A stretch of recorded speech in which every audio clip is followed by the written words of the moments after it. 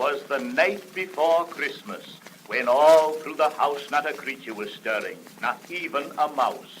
The stockings were hung by the chimney with care in hopes that St. Nicholas soon would be there.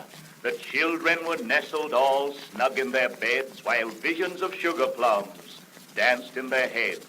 And Mamma in her kerchief and I in my cap had just settled our brains for a long winter's nap, when out on the lawn there arose such a clatter I sprang from my bed to see what was the matter. Away to the window I flew like a flash, tore open the shutters, and threw up the sash. The moon on the breast of the new-fallen snow gave the luster of midday to objects below, when what to my wondering eyes should appear but a miniature sleigh and 8 tiny reindeer, with a little old driver so lively and quick I knew in a moment it must be St. Nick. More rapid than eagles his course as they came, and he whistled and shouted and called them by name.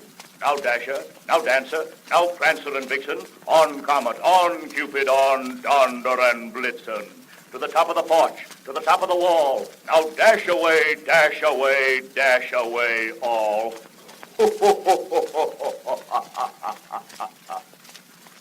As dry leaves that before the wild hurricane fly when they meet with an obstacle mount to the sky, so up to the housetop the coursers they flew with a sleigh full of toys, and St. Nicholas too. And then in a twinkling I heard on the roof the prancing and pawing of each little hoof. As I drew in my head and was turning around, down the chimney St. Nicholas came with a bound. He was dressed all in fur from his head to his foot, and his clothes were all tarnished with ashes and soot. A bundle of toys he had flung on his back, and he looked like a peddler just opening his pack. His eyes, how they twinkled, his dimples, how merry, his cheeks were like roses, his nose like a cherry, his droll little mouth was drawn up like a bow, and the beard of his chin was as white as the snow. The stump of a pipe he held tight in his teeth, and the smoke, it encircled his head like a wreath. He had a broad face and a little round belly that shook when he laughed like a bowl full of jelly.